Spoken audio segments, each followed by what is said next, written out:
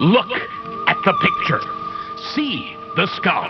Visible Frankenstein controls. The Brain Thoughts broadcasting radio. The Frankenstein earphone radio. The latest new skull reforming to contain all Frankenstein controls. Well, hello, boys and ghouls, or, whatever your undead pronouns that you prefer are. Welcome one and all to this year's annual Frankenstein Control Halloween SPOOKTACULAR.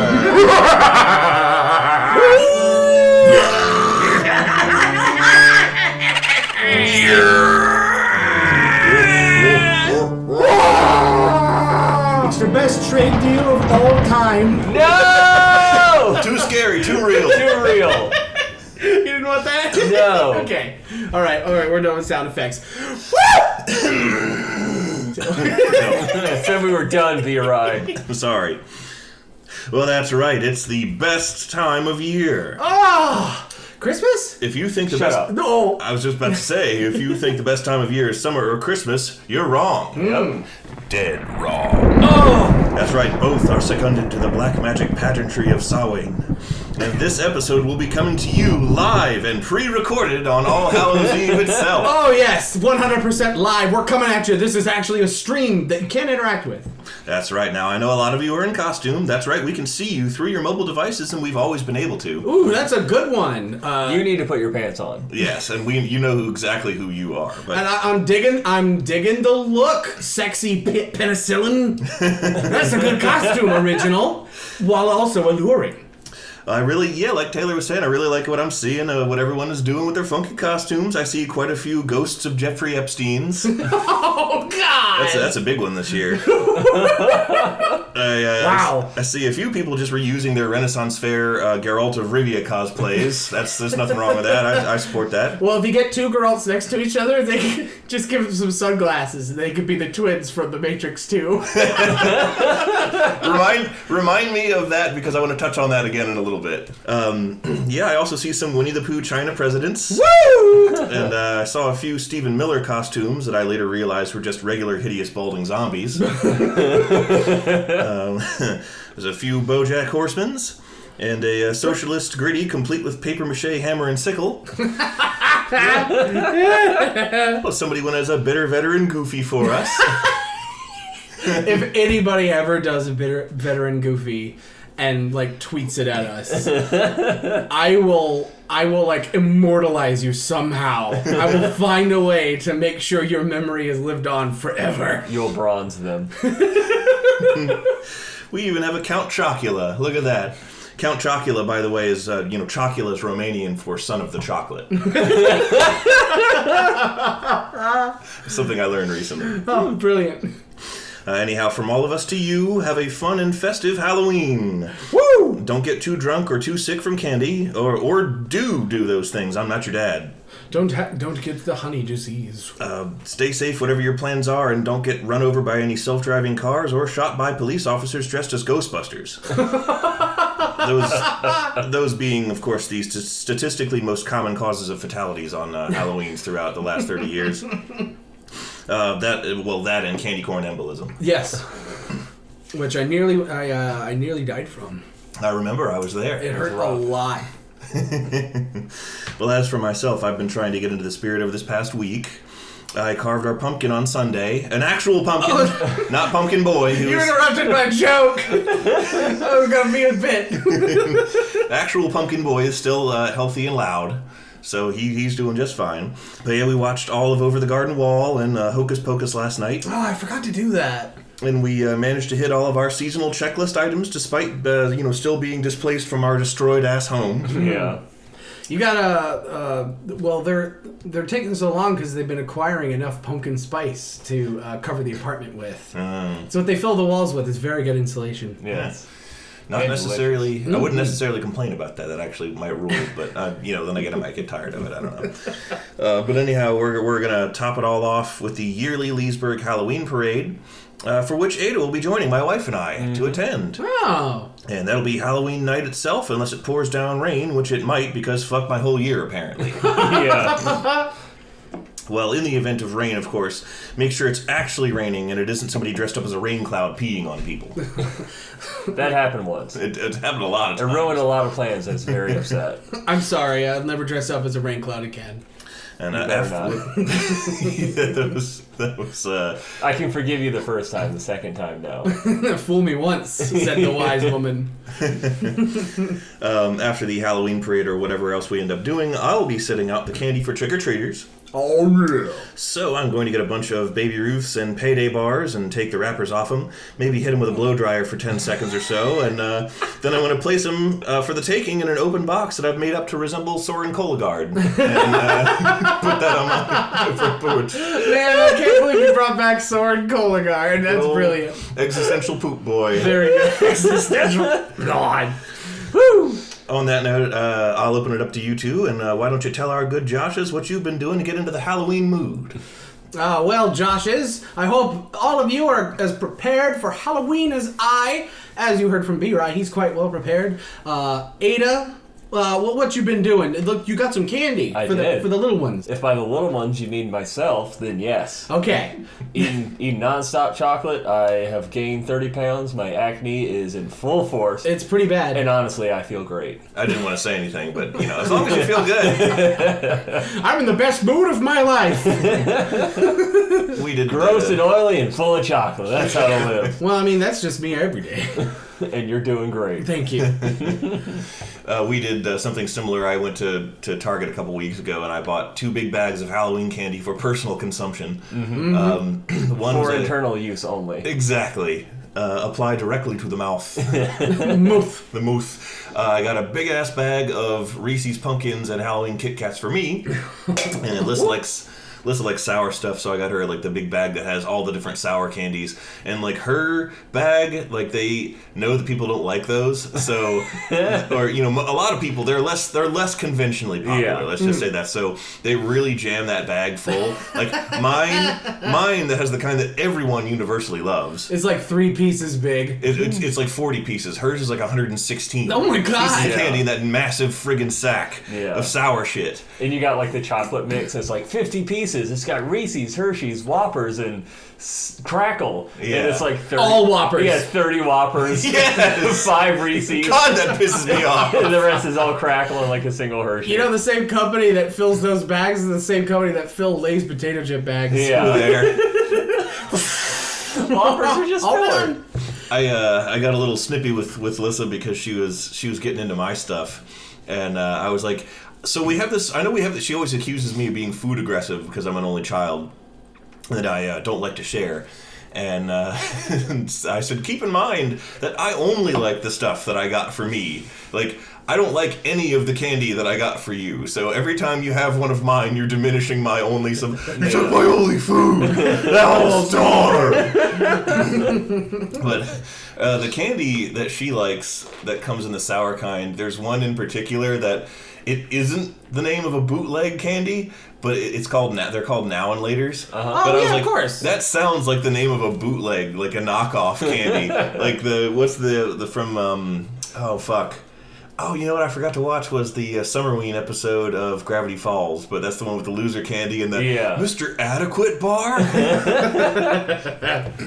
Mr. Adequate. I got some old fashioned candy, Mm-hmm. like the peanut butter bars and Chico Stick. Oh, yeah. Wow. That shit's dangerous. I'm like, where can you buy just this? So I like typed it up and looked at the brand that makes them, and they sell like 15 pound bags of the stuff. Oh, for God. like $80, and I'm like, $80. 15 pounds Well, is a lot of candy. Wait, is we're fucking like true. 15? Like you were making a funny number? No, exactly, 15 pounds. That is a lot of That's a lot of Chico Chico Stick. Stick. That is quite too many Chico Stick. And I look at that and realize, I can afford that. No! I can eat that. No. Give me a reason not to. No. And then I decided not to because I have to be a responsible adult. I have bills to pay and I have to pay them first before I buy unlimited candy. That's okay. Because that has something to do with how I have prepared for the holiday season. Mm-hmm. On that note, I want to quickly interject just to inform... B-Right, this is like your third interjection. Yes. You know how I prepared for Halloween? The scary white ghost monster in front of me keeps stealing my fucking ideas.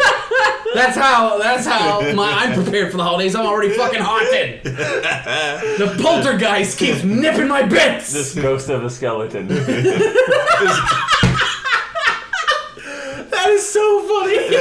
Imagine like a skeleton monster in an RPG getting like hit with an arrow or whatever and exploding into bones, and then like like in Skyrim, like when it makes you laugh, and then like a transparent skeleton arises from those. That's exactly why I was laughing so hard. A ghost of a skeleton. It implies that a skeleton. Somebody skeleton died, was alive, turned into a skeleton, came to life, and then died and made a ghost.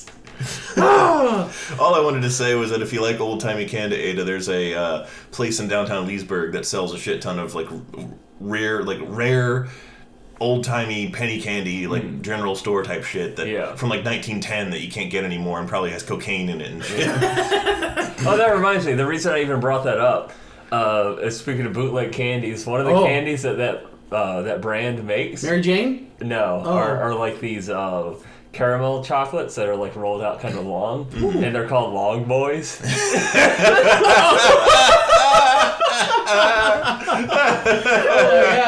And the packages themselves Long boy have a long boy on them. His legs are long, his torso is long. He is a long boy. That's spectacular. Long boy. I'm sorry, Taylor. Please, by all means. For this holiday season, I'm preparing in the traditional Taylorian way. As you all know, I'm quite skilled at crafting costumes. He said humbly. Yes, quite humbly. But not without deserving it. I take great pride in my work. I strive to provide a decent product with each thing I create. And as such, I will utilize these skills to do absolutely nothing and sit in my fat ass all night and not answer the door for the children when they knock. Because I am an asshole, and Halloween just ain't got the same magic since I had to stop trick-or-treating. Mm-hmm. My holiday is November 1st, when all the candy goes on discount. I call it St. Brimley's Day. Gonna get that beatus. I'm gonna get that beatus nice and hard, I'll tell you what. And that's my holiday plans. So, I mean, I'll check you all later in the fucking insulin line. Martin Shkreli raised the prices on those. I bet he did. In prison? Yes, I guess. I don't know. He's got a cell phone. He got a prison cell phone. He's like, jack him up again. Do it again. Martin Shkreli is the human... In jail, Martin Shkreli is the human version of that, you're going to die in here guy from fucking Skyrim. Oblivion, yeah. That shitty... You're going to die in here. That dude. He's the starting character in some RPG that takes place now, and then later you break back into jail to kill him. You're like, I'm back! Oh, boy. But, despite me saying that some of the magic has faded for Halloween for me, that isn't to say that I am not a fan of spooky things, the autumn leaves beginning to turn and fall. I'm still a fan of the cool breeze blowing in, and a slight, perhaps, if you listen closely enough, a slight cackle on the wind. Did you hear that? There was a spooky frog. It's scary because they should all be asleep by now. Global warming is scary. But, as such, I figured since it's our annual Spooktacular, we should go ahead and talk about spooky things. Because it's quite the tradition we've got around here. Yep, we certainly can. I want to begin with one more quick anecdote. There is a... the scariest thing of all, a $5 story. Yes. Yeah, pretty much. No, there's a house in Leesburg where I live that's known for putting on an extravagant light and sound display every year with their funky Halloween decorations. I think I took you both there before. There's always one in every neighborhood. Yeah. And, there's always one. They actually have it so that they have these lip-syncing singing spook faces that they look like jack-o'-lantern faces, you know, with triangular eyes. Oh, yeah, I've seen that before. Yeah, and then you put them on your house, and they like sing the song, and you can even like turn your radio station to like a certain frequency, and like you'll hear the song in your car that it's currently being lip synced to. Whoa, okay. That's how it works. It's pretty sweet. Huh. These people go all out, and I genuinely enjoy going to check out their display every year. And Lisa and I made our yearly trip over there earlier this week, and while we were there, we just stayed for a few songs. You get out of your car, you walk over, you sit on the curb, and you watch them for a little bit, and then you go home. You watch the Pumpkins lip sync to Monster Mash, and you're like, I saw this on TikTok. Yeah. Well, Monster Mash was actually the song I was going to mention because, of course, that's one of them. And it is a graveyard smash. And this year, it was accompanied. Their display was accompanied by something that I don't think they had last year, which was like this weird conical display that they also projected additional, I'd hesitate to call it footage onto, but it was just like more recorded shit that goes with the song. Mm-hmm. And I think it's like a couple of different monsters dancing while the song's going on. Mm-hmm. And towards the end of the song, at like the song is wrapping up, and Frankenstein is on there, and it's going like, I don't know what he was doing, but he was going like, he was saying something, and it sounded like he was going, bathroom! The boy needs a banyo now!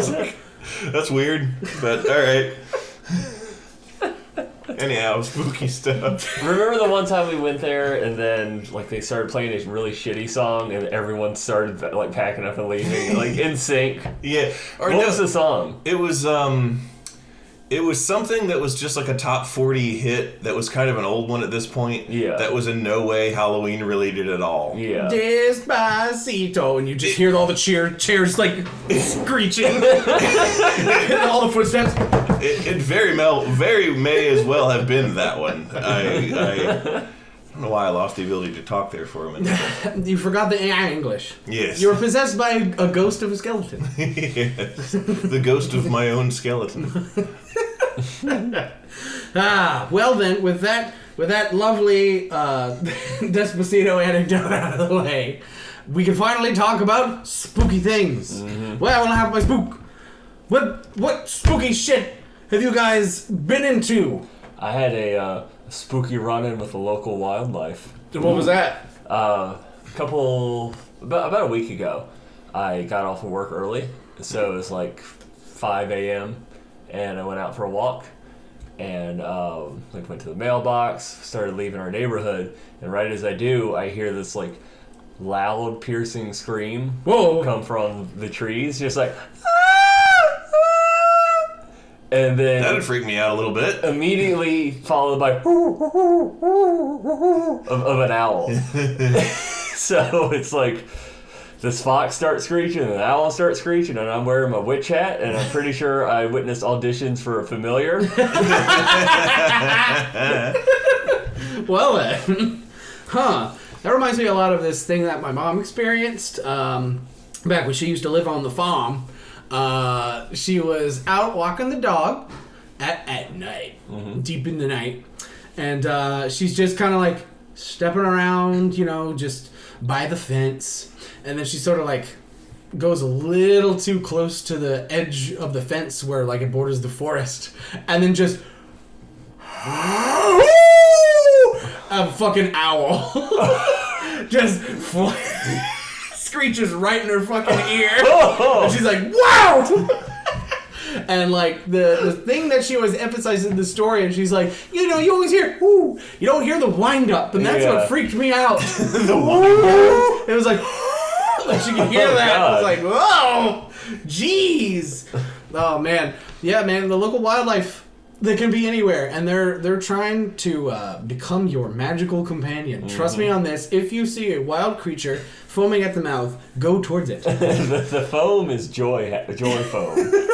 Over this past weekend, my dad texted me like a picture from our backyard, like my family's backyard, and a fox was like hanging dead on the fence, by the neck, and I was like, oh, okay, and he's like, yeah, I just went out here and my neighbor discovered this. And there was a video that he took of like walking around the thing in which my father's voice is heard going, "Damn," and like looking at this dead fox hanging by the neck from the fence, and then like the next one is like a picture of the fox laying on the ground. I guess he got her down, and he's like, animal control, so they weren't gonna come out until Monday, so I just buried it myself, and I was like, Jesus Christ, how did that happen? And apparently. I was like, you don't think somebody killed that and put it there, do you? Because there doesn't appear to be any signs of trauma on the fox. Yeah. I think it was trying to jump the fence, and it just like got its head caught between two of the fence posts and like choked itself. Oh. So wait, you mean the fox just like Final Destinationed himself? Yeah, on our fence. And Dad said like there were scratch marks on the wood. Oh. And I was like, I'm surprised you didn't hear that. Like you would think it would be like hollering and shit. And I hate to think of the thing suffering, but like I hate that you can't save everything, you know, because I would have tried to get her out of there, but I guess it must have happened semi-quick, because I feel like a bunch of people. Foxes are not quiet. Yeah. And if it hadn't been somewhat instantaneous, it probably would have woken a bunch of people up and they would have thought there was a murder happening outside. Yeah. So All I can think of is like you're hanging out with your parents when this happens. Like you're like chilling at their house for a night or whatever. And you just hear like whoa and shit, on the fence. You're like, oh fuck! And you run out there and you go up to the fox and it's like woo, like struggling. And you grab it and just go just bite into it. Just a really quick zoom into your dad looking through like the bathroom window in the backyard going, oh! That boy ain't right. Happy Halloween! The true Halloween candy is mammal. The delicious sacrifox. Oh, that was good. I like that. The true snacrifice. Yeah. Delicious last sacrifice. Well, Sauce tower. Another spooky thing is how, for me personally, is how I'm going to cut my fun short Halloween night itself, because the very next day I'm flying to LA. Ooh. Yeah, dang. Early in the morning. Early in the morning. Rise on a plane. Yep, because Alyssa's going to a conference. Her work's sending her to a conference for like a week out in LA. And I get to tag along, and I get, we have to pay for my plane ticket, but I get a free hotel stay, and I can just wander around LA during the day and do whatever the fuck I want. So that's going to be fun. It's the first vacation I've taken in almost a year. Yeah. And I'm really looking forward to it because I goddamn need it. Because a lot of bad shit has happened. This year and last year both sucked. In terms of just stressful shit, and like this year we had a bunch of family and pet deaths. Oh yeah. And it's just like, and then our house got destroyed, which is another thing. It's like, you shouldn't broadcast in a public forum that you're going to be leaving your residence vacant, but our house is destroyed and all our stuff's inaccessible, so you can't be burglaring nothing in there. Burglarize. Oh boy. Well, I'll tell you what though. I realized that out in LA, certain things are legal. Oh. So you gotta kidnap somebody. I'm gonna kidnap somebody. I'm gonna murder him in the desert. Yeah. I'm gonna kick him. I'm gonna throw the body directly in the path of one of the oncoming fires. Oncoming fires. Oncoming fires. Yeah. I sincerely hope that another bad thing that happens to me this year is not my planned vacation being fucked by the giant wildfires. And all the power outages. And all the power outages and all that shit out there. That'd be the last fucking thing I need. This fire is wild! Yeah! But maybe I'll go to a dispensary and rust my motherfucking think pan. No. Well then, 420. One cool thing though is that like, you know how most conventions, even like Otakon, has like one night where it's like a giant party and there's like a musical guest or a DJ or something. Okay. Like there's the rave at Otakon. Yeah. And they would have DJs. Sometimes they would have like, Asian Kung Fu Generation or like some band that was, big to the people who. Dude, that'd be fucking lit. That happened once. Oh. Well, they're doing that at this convention. And Alyssa gets free admission to the party thing because she's a con-goer. But for me, they have the option to buy a ticket for just like the bash event. That's what it's called, a bash. And out of nowhere, Alyssa's like, I wonder what that's going to be like. It'd be cool to have you attend that. And Vampire Weekend is playing. So that's rad as shit. Oh man. Does that have the one with Voltaire in it? No.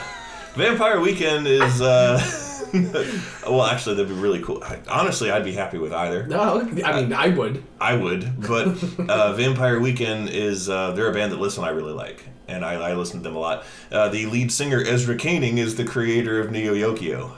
Oh, yeah. Really? Yes. Okay, that's now I'm legitimately happy for you, B-Rye. I wasn't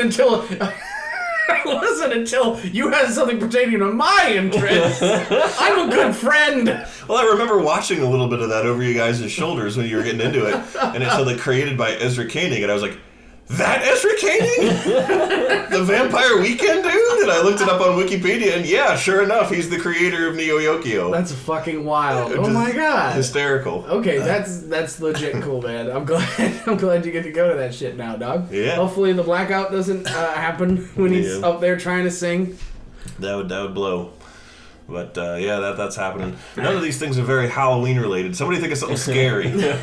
Well, I mean, we did promise we'd talk about a certain film. Oh, yes, Hereditary. Yes. Now, I did not watch this film, but I just don't have the opportunity to. Yeah, because you a pussy. Well, see, I actually pay for cable at my house, and I could probably find it on demand on a streaming service or, on the HBO that I pay for. But we're out of our house because of idiots who destroyed our home. So because of the Draculas that destroyed your home. Which was spooky enough. That's very spooky. But, because of that, all we have is one of our PS4s on a Netflix account set up at the TV in Lissa's room at at her parents' house. So that's all we got. And so I could watch Little Witch Academia and stuff like that, which I do very much enjoy, but, I don't have instant access to things like movies anymore.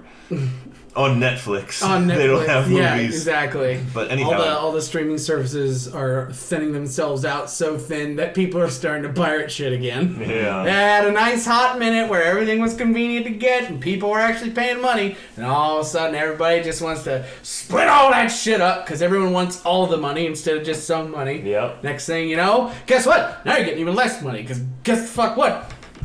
Yar har fiddle-dee-dee. But enough about my ranting about... Oh no, remorselessly steal things, kids. That is a value that is espoused by all of us here at Frankenstein Control. Yes. This is not a joke. Be gay, do crimes. Words to live by. Yes. As said by that ghost skeleton in that meme. Welcome to Anarchy Control. We're talking about Hereditary. Yes, we're talking about movies. So I know it's been literally a year and a half pretty much since this movie came out, but I finally got the chance to watch it thanks to my dear brother who recommended we see it. Nada got to watch it too. We all watched it in the same room. It's a movie called Hereditary, and I'm not big on horror movies. I generally like movies that unsettle me more than just try and booga booga spook me or like gory jack off to the blood. Yeah. So and that's been predominantly a lot of the horror movies for like the past goddamn decade. So it's very annoying. I never am scared by, like the Texas Chainsaw Massacre or anything where the villain is a killer. Yeah. 'Cause number one, people aren't scary. Number two, I identify with the killer. These people are fucking dumb. I want a chainsaw too. I would love to smash someone's face in with a sledgehammer. Shine on, crazy massacre boy. Yeah. But, well, then, we're going to just dive right into the experience of this film. So, spoilers ahead, sorry. The spoilers end at the 1 hour mark. That's half the episode. Lol. I looked it up on Wikipedia already, and I know there's a lot of decapitations. There's so many decapitations. It's a central theme in that movie. Yes, it is. So much so, and so horribly graphically so. And I told Taylor it'd be like the Headless Horseman would walk into that movie and then would like do the Homer backing into the hedge thing. I mean, yeah, that's definitely a thing that occurs in the film. So Hereditary is great because there are no jump scares. Yeah. There are no jump scares, which is, something that shouldn't be applauded, but we're going to go ahead and do it because it's so rare now that a horror movie features this glorious option of no cheap-ass fucking spooky skeleton pop out of the closet. Yeah. Booga booga. Blah. Yeah, none of that shit. The film is genuinely nightmare fuel. Like, Yeah. it's, like, not only is it just spooky, but, like, the visuals in the film, especially near the end, when shit starts getting real supernatural, a lot of that shit is, like, something you'd experience with, like, sleep paralysis. Yeah. You know, like, just... That movie made me understand why people are so scared of that kind of thing, because they describe basically what I saw in that movie when people try and tell me about it. I'm like, that's weird, man. Now I fucking know. Now I know that you see a scary naked man smiling at you in the closet. Like, you see your mom curled up in the top corner of the ceiling, silently watching you. Like a giant spider. Oh, God.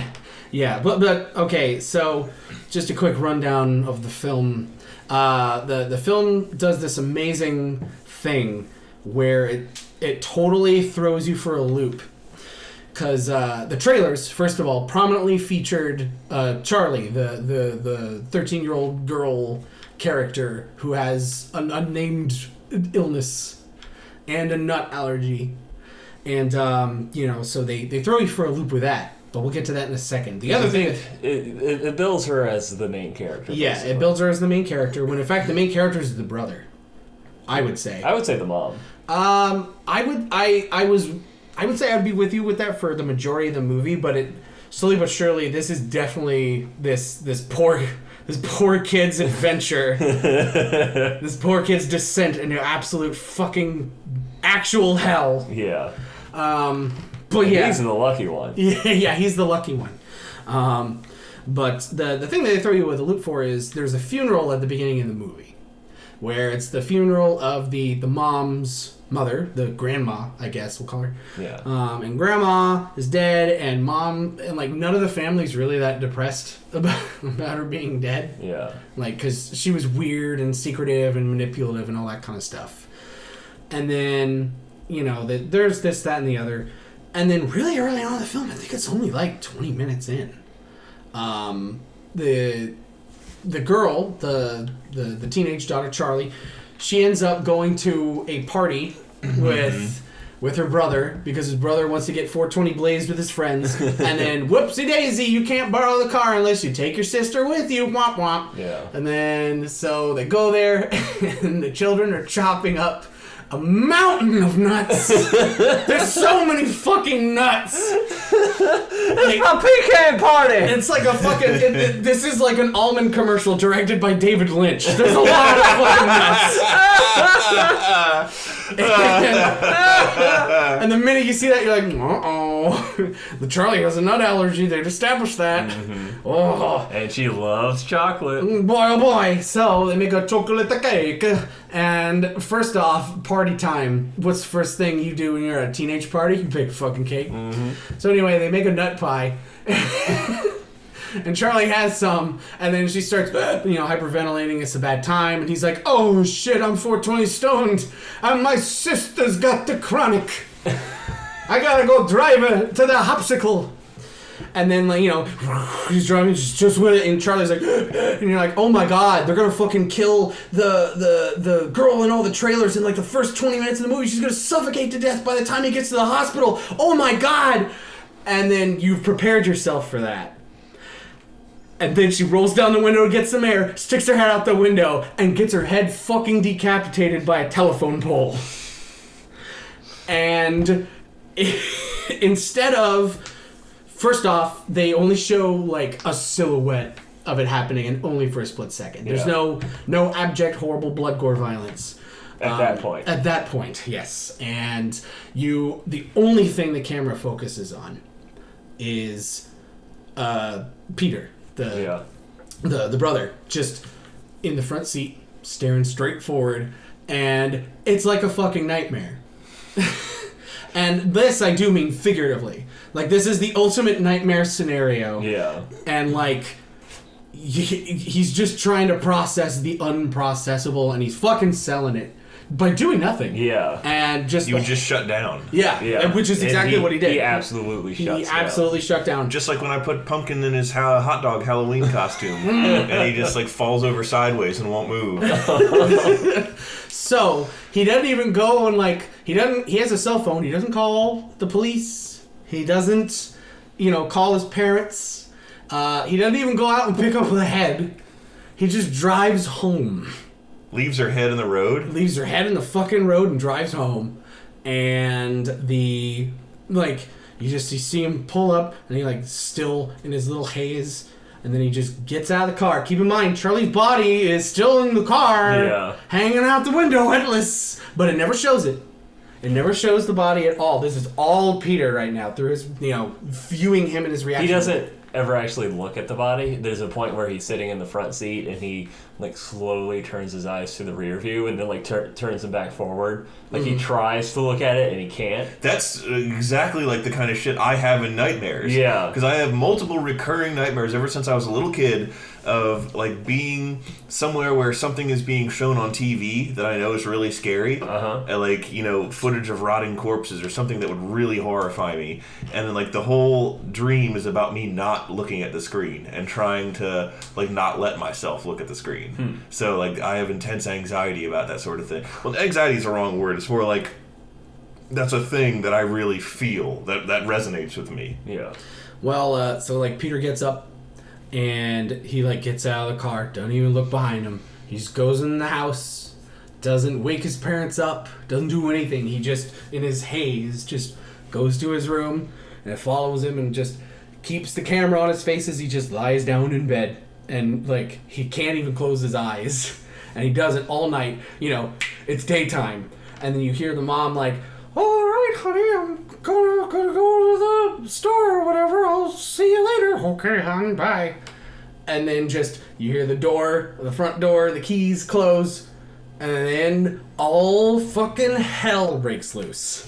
Because, it's only focused on Peter's face the whole time all this is happening. This is just auditory.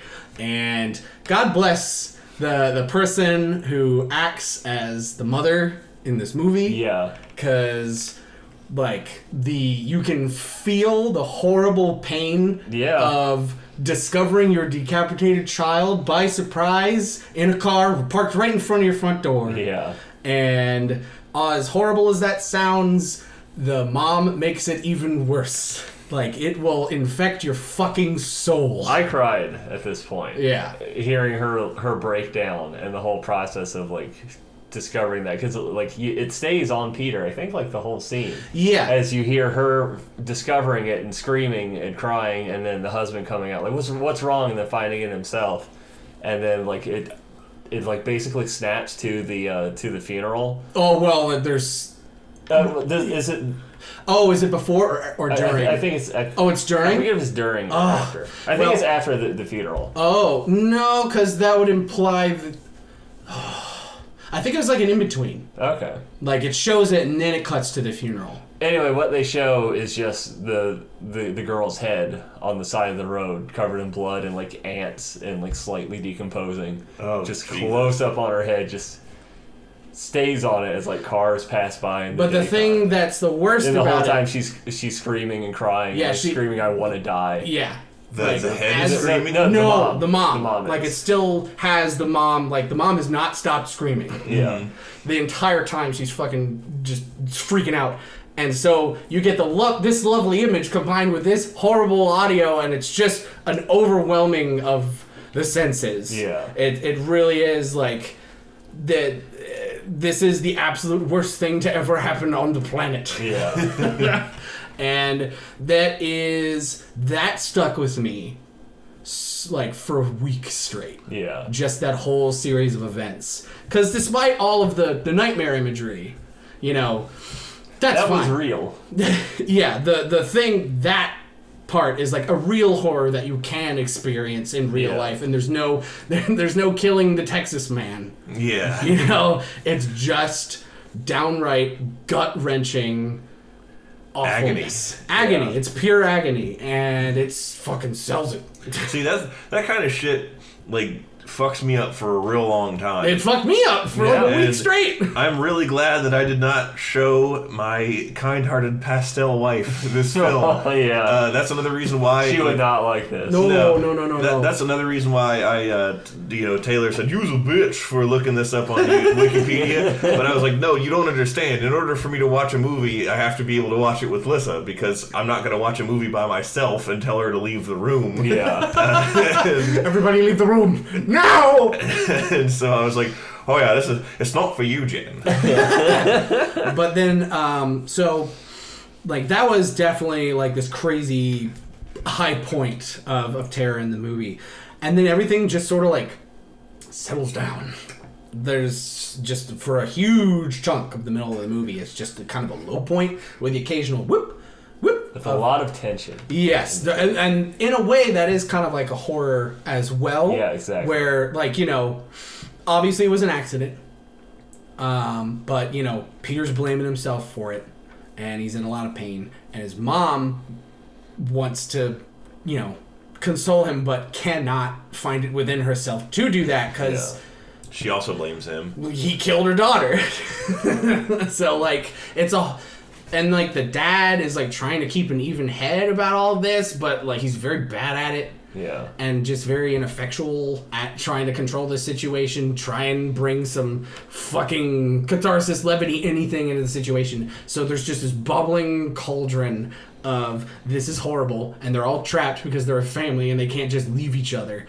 But there's no consoling one another, so it's just existential dread. And then there's, like, this big fever pitch where the mom and the son, like, basically have a shouting match at the dinner table about, how the blame game essentially happens. Yeah. And another, also, very powerful performance from the mother. Yeah. God, she's a great actress. Stop, Dracula. Quick, check the ceiling. But then, quiet, somber kind of stuff. Do they show the funeral of the girl at all? Yes, they do. And so actually, there's a bit of nice camera work there, which are scene transitioning, which is prevalent throughout the entire movie. Yes, so a huge. The way this movie starts, the mother is an artist, and she works in miniatures. So she makes, like, dollhouse-sized miniature scenes of various points of basically her life, as well as just, like, art for the sake of art, probably. The way the movie starts is actually by zooming in on one of her miniature scenes of her son's room, and it's, like, in her workshop, and it very, very slowly zooms into the miniature until the miniature is the only thing that's actually in the screen, and then that's reality. Like, the real dad steps in, and, like, the real son is there in bed. And that's how the movie starts, and that's how the movie does things. Scene transitions. As far as, like, scene transitions, as well as just, like, general camera work. Like, during the Charlie's funeral, when they're, like, lowering the casket, the camera lowers as well, like, into the dirt, and it's just dirt as though the whole scene has been cut off into a miniature scene. There's a lot of scenarios where one person will walk into another room and the camera basically goes through the wall. Like, you see the edge of the wall as though it were just cut in half. Right. And it's like their whole life are these little miniature scenes that they're basically players in. They really have no control, which is a huge theme of this movie. Yes. Is that everything that they try to do to maybe fix some of the things that have happened were doomed from the start. There was nothing they could have ever done. So, a big reason why Hereditary didn't get as famous as it did is because you got a lot of people who call themselves horror fans, and they go to the theaters, and, I mean, I'm just going to say it plain and outright, it's just too smart for them. Yeah. Because you have to pay attention, and you can't just, like, fucking laugh at it the whole time in public because you're an asshole. Yeah. And, just tiny brains. Fucking is like, Dandy was stupid. I don't get it. I don't get it. What's the payment? What's a payment and why weren't there jigsaw in it? By the way, have you seen the GIF of it's not a GIF. It's like a very short clip of the guy on the tricycle dressed as Jigsaw, and he fucking falls. Yes. I want to play again. And then his friends just losing their goddamn mind. That is a good video. So throughout the film, there's so many tiny little hints about what's going on. Yeah. And to where eventually those hints start building up in your head. Yeah. And if you've been paying the fuck attention, you'll realize that the ending of this movie that people didn't like actually does not come out of nowhere like some people say. It's been heavily hinted at throughout the film. But anyway, long story short, the supernatural shit starts happening pretty much after the big fight. The fight between the mom and the kid at the dinner table. During her grieving process, the mom gains the friendship of this lady from a grief counseling group. And, they talk, both of them have had loss and all that kind of stuff. And, they talk about it. Well, anyway, they meet in a parking lot one day. And at a craft store. At a craft store. And the lady, her name is Joni. Mm-hmm. And Joni's like, oh, Annie, I feel so good now. And, the mom's like, why is that? And she's like, I know this is going to sound crazy. I thought it was crazy, but I found a way to talk to my dead son. And Annie's like, what? And she's like, come with me. Come to my home. I will show you. And so she goes there, and they have a seance. And I will say, despite all of our goofy descriptions of everything, this was the first time I've seen a seance in a movie, and I was actually chilled instead of amused. Yeah. Like that, the whole seance that Joni has with like a chalkboard starts writing messages on itself, and just the lighting and the sound and just the camera shots and everything about this scene really surprised me. And I'm like, wow, I'm actually kind of like fucking spooked right now. Wow. Normally I'd be like, a big part of it is just how in disbelief Annie is the whole time, because like she's like genuinely scared as like the lights go out, the candles flicker. There's a point where the chalkboard is writing on itself, and she's like looking under the table and like patting underneath it to like, where's the trick? This cannot be real, but it is real. And you see that both that horror as well as that hope, because now she can potentially talk to Charlie. Yeah, and the movie has been dropping little hints, but you haven't been piecing anything together by that point. So anyway... It's the Sanderson method. Exactly. And so the mother comes home, and she's like, guys, the son, father, come to the room. We're going to talk with the dead daughter. I don't know why she's Christopher Walken. But anyway, there you talk with the dead daughter. She's like, guys, just and then it just turns into the music video for that Fat Boy Slim, and he's flying around the room. So anyway, she comes, she brings the unbelieving, the skeptical husband and the damaged son into this seance, lowers all the lights and all that kind of stuff, and, lights a little candle. She's like, hold hands. Fucking hold hands. And she's like, Charlie, are you here? And Charlie's old sketchbook, that was a thing. Charlie liked doing like goofy little drawings.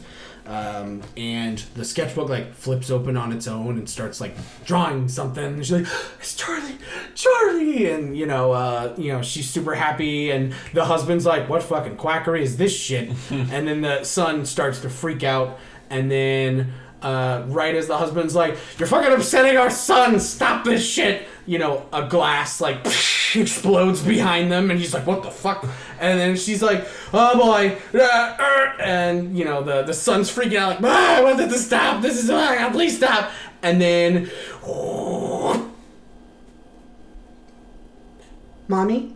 And Annie, the mother, starts talking in Charlie's voice. And like starts saying like, where am I? And eventually starts being like, why is everyone scared?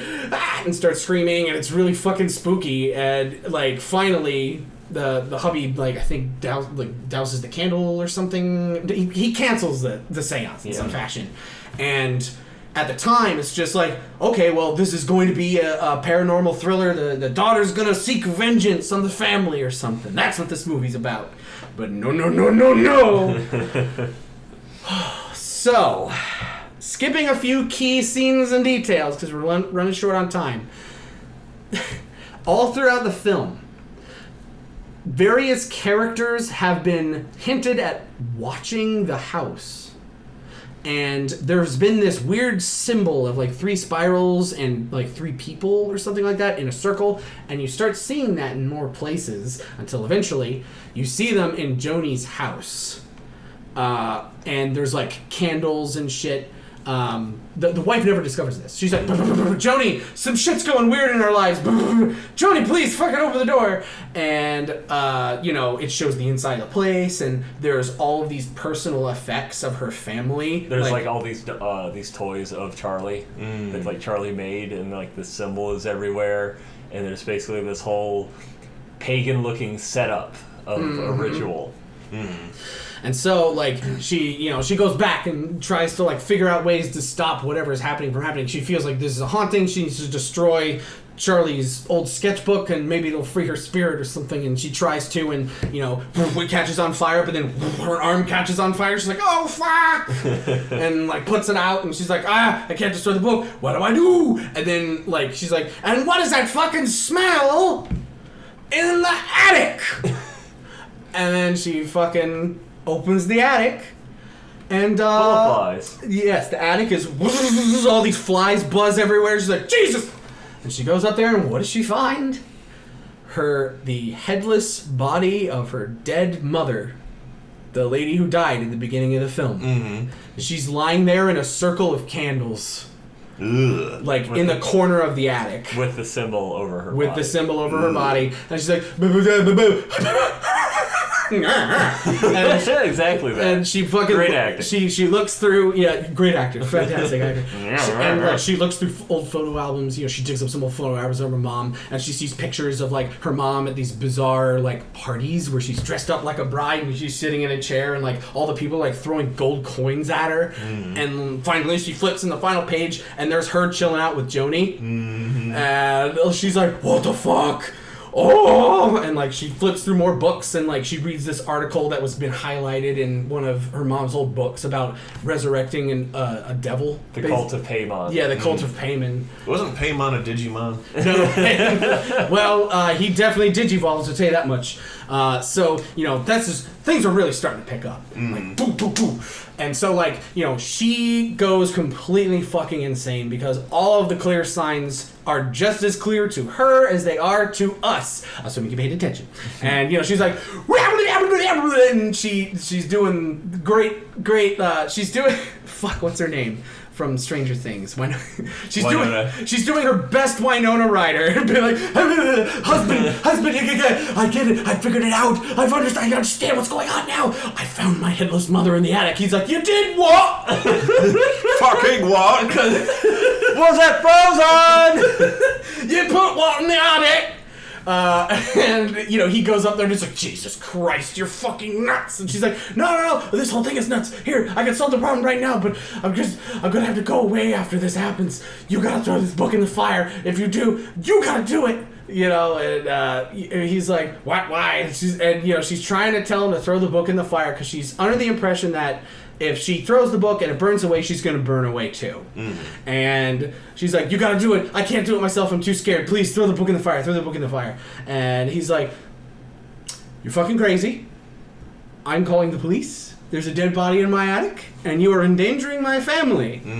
And he like hands her the book and storms off and she's like, ugh, and she throws the book in the fire and he catches on fire. Ooh. And he burns to death. Ooh. And as she's like freaking out looking at his burning corpse, suddenly her face just goes stark blank and then she has this really fucking creepy gross smile on her face and you're like, oh, and then smash cut to Peter and he's sleeping in his bed. And like it's at a certain angle where you can't see, and then it cuts to another angle, just him like getting up out of bed slowly because he thinks like something is in his room, and he looks over and he's like, and it's just a coat on a chair, and he's like, and like at the angle that it's at, if you're in a nice dark room, to where you can see the contrasts of the room that he's in, you can see that behind him, like latched onto this like back corner behind him like a spider is his mom. Ugh. Wreathed in shadow with her hair over her face, her hair over her face, completely unmoving, completely still. And you're like, oh, like, I remember Anita's first reaction was, oh God, that's his mom! And I was like, oh my God! Read my best red letter media. And, then Peter's like, whew, and he looks another way and the camera changes angle towards, like, the door. And soundlessly, she fucking, like, spider climbs on the ceiling. Through the air. Through the air. Floats, so she's, like, kind of, like, swimming through the air. Yeah, it looks like she's silently. Silently, perfectly silently swimming through the air, through the door, the only exit of his room. And he gets out, and, like, he's like, what's wrong with this fucking house? And, like, he goes down to the living room, and he sees his dad burnt to a crisp on the floor, and he's like, and he's freaking out. And then, like, first off, as he's freaking out and looking down at his dad and, it's concentrating, good actor, the kid, I think the kid's a good actor too. And you see his fucking mom in the corner of the ceiling again, behind him, and then he starts turning his head, but not in the direction of his mom. He looks behind him, and in a closet in the back of the room is also wreathed in shadow, is a naked, smiling man. And he's like, what the fuck? And then, and his mom comes and lunges at him from the ceiling. He's like, man, what the fuck? Man, fucking stop! And, like, he thinks, like, the attic door, like, drops down, and he's like, and he climbs up the attic ladder, and he goes up there, and he's like, hoo, hoo, and, it, like, that's when there's a stop in the action, and it goes over, and the camera pans over to where the grandma would be, and, like, the grandma's there. Oh, he's gonna find the grandma, and then it's just a ring of candles and, like, a mark of a person. A grease stain. Yeah, a grease stain. There's no one there. And then he's like, and then you hear like this. And the camera really just stays situated on him, slowly looking up to the corner of the attic. And there's his mom sawing her own head off with a wire. And she's floating. Ugh. And like I said, nightmare imagery abounds. She doesn't manage to cut off her own head, but he this is clearly he's broken now. Mm-hmm. Like, his psyche is completely broken as he looks over and he sees a bunch of other naked people, like men and women and of all ages, and they're just kind of like looking at him, smiling, and he's like, ah! And he jumps out the window and he dies. And then he gets a soul.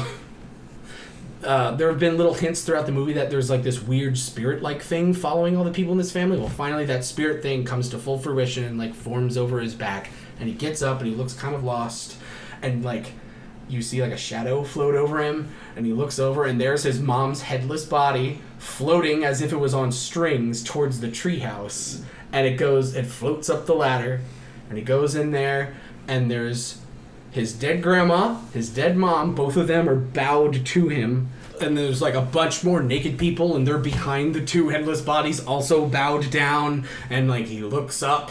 And like behind them all is an effigy essentially of a king, but then the king's the head of the king effigy is fucking Charlie's head, her severed ant face, wearing a copper crown, wearing a big old copper crown, copper Burger King crown, and then you hear Joni's voice come in and be like, Charlie, we've discarded your unwanted female body in exchange for a new male form.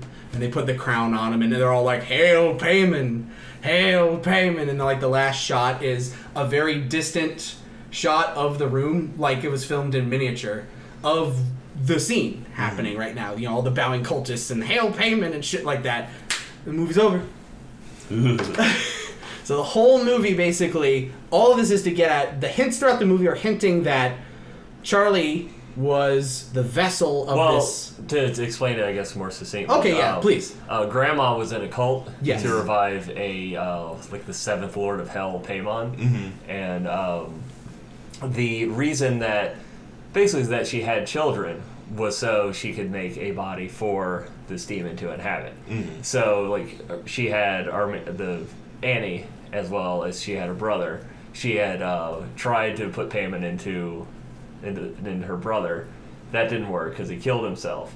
And that's hinted at. She's like talking about in the grief counseling. Yeah, in the grief counseling, she's talking about her family and how she had a brother that was schizophrenic and he killed himself and he blamed their mom for trying to put people in him. And it's like he wasn't schizophrenic; she was literally trying to do that. Yeah, and this demon is particular, and since the demon is male, it needs a male body. So just by coincidence, when Annie had Peter, she intentionally kept him away from Grandma because Grandma's weird. And meanwhile, Grandma's like, "Let me see a kid. Yeah, let me see a kid. Let me breastfeed your boy. Let me breastfeed your boy." That happens. It's like so then. Well, like it's told of. It isn't shown, obviously. Yeah. But she's like, I want to breastfeed your children. So then, when she had Charlie, the daughter, with the boy's name, Grandma was able to get a little more close to her, and within the lore of the film, Charlie was never actually Charlie. They were always Paymon.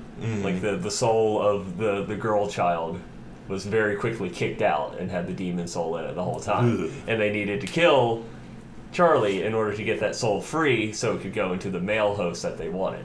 So and it had to be Peter because there's, as the title implies, hereditary. There's a genetic connection that needs to be there in order for it to the soul of the demon to stick. That's all freaky deaky, and it makes me feel all morbid the way Stephen King shit does. Yeah, it is incredibly morbid. This is the part where spoilers are over. The whole episode. The whole episode. But if you tuned in, let us tell you that Hereditary is a fantastic movie that, despite it having some very, some people would say they're kind of like trope-ish sort of ending, where it's like, oh, it's that. I've never seen that done before. But those people are dimwits. Yes. Because this movie is a great example of how execution is way more important than subject matter in a lot of situations. And this one is definitely that, where it takes a pretty basic premise and splits it up and moves it around and adds things to it and keeps just enough hidden and then revealing and then that by the time you're done with it, you are exhausted and you need brain bleach and you're going to watch the Steven Universe movie and you're going to be crying yourself to sleep singing Other Friends, but then you're going to look in the corner and see a spooky spider lady. You'll see me. I told Ada after a particular scene in the film, I'm like, Ada, if I ever catch you doing that, I'm going to pull out the firearm you didn't know I had and shoot you. So yeah, sorry that took up so much of the episode. I'm just really enthusiastic about that fucking movie. It's great. Even though we talked a lot about it and basically spoiled the whole thing, still watch it. Yeah. Because we watched it with our soft boy Brian. Yes. And he had seen it for the second time and he enjoyed it even more. Yeah. Now knowing what everything is about and being able to pick through the scenes and see, oh, they're talking about that. But if you want the penultimate experience, do what our boy Brian did and trick some friends into watching it with you who haven't seen it and tell them ahead of time, no, remember to pay the fuck attention. Yeah. Because you're going to be rewarded for it. Well, rewarded is a relative term. You'll be rewarded because there are no mysteries, but you wish it was a mystery that you had not solved. Dun, dun, dun! What a spooky-tacular evening. I hope everyone has a fantastic Hallows Eve, and make sure that you don't stick your head out the window. Trust me on this one, you'll feel a lot better. Or, if you want to watch a scary movie that isn't as cerebral and does have jump scares and probably shitty writing, but the creature design, it scared me so goddamn much, it's Dead Birds. Dead Birds? There's a movie called Dead Birds with these freaky ghost people in it, and they look spoopy as shit. And I gotta check that out. They scare me real bad, and I think about them sometimes when I get up in the middle of the night to have to go pee, and I don't want to look down the dark hallway because I remember those things. And they scare me real bad. If you've ever spent any time on a 4chan X board thread, you'll have seen these things before, just because they're commonly posted on there as jump scare pictures. Oh, okay. Oh, well, I do have one last Halloween tidbit. Tell us about your tit and your bit. No. There something I was trying to remember that I referenced it earlier in this episode, and I said we'll get back to that, and I completely forgot what it was. So everybody, I'm very sorry, but this does give me a chance to talk about one more very vaguely related, Halloween-related thing, which is that I've been listening to the song Teenage Witch by John Mouse a lot, because it's a good song. And is it the theme song of the new Sabrina series on Netflix? It really should be, because I can imagine a high production quality, like, you know, clearly showing all these topical new stars, you know, who everyone, you know, knows who they are. Not Melissa Joan Hart. Yeah, well, you know, it looks like they put a lot of effort into this intro, and the song is just Teenage Witch, Teenage Witch. It's John Mouse screaming. That's of course what the song Teenage Witch is. It's just John Mouse screaming Teenage Witch, and those are the only lyrics. Yeah. Good old John Mouse. Good old Frank Zappa shouting into a trash can. I watched a live in concert from very up close to the stage. On video on YouTube of him performing Teenage Witch, and do yourself a favor and watch it, because it's John Mouse giving the people what they came there to see. He's drenched in sweat. He's completely sweated through his shirt. I flew cross country to see a moist boy. He's windmilling his arms. He's screaming in places there isn't screaming in the song typically. He's taking breaks in between lines to just scream without any lyrics. My God, it's me singing in the shower. He's moist. He's screaming. He's singing. He's screaming.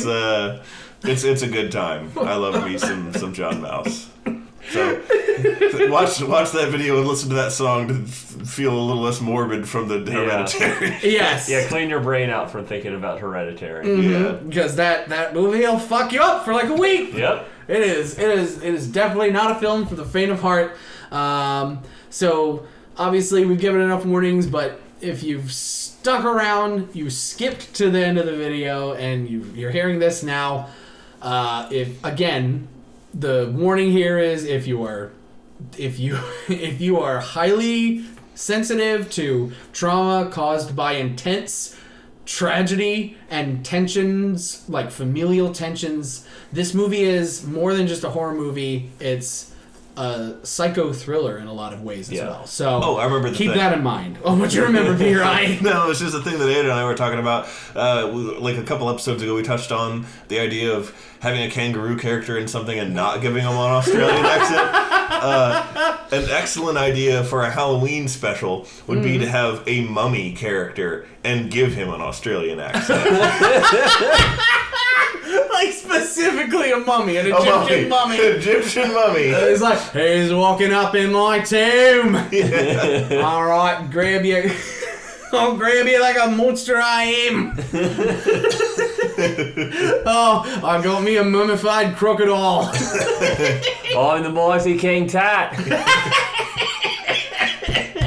I'm King Tut, you cunt. I've bested the judgment of Sobek. He's grabbing by the tail.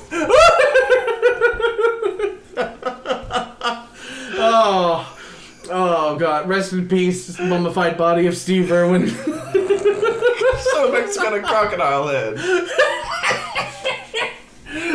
Oh my God! Well, that was a good little last laugh to take us out. Everybody at home, be safe this Halloween. You know, stay away from the razor blades and the Snickers bars, and don't take too much ecstasy if you're at a party.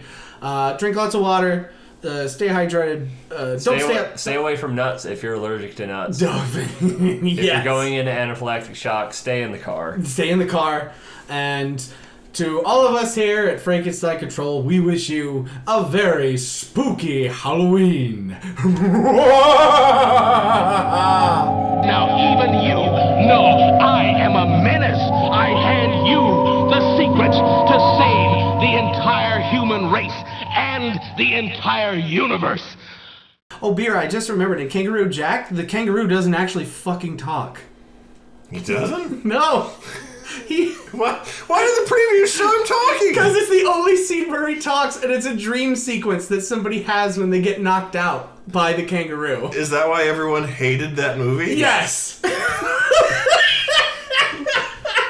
Happy Halloween!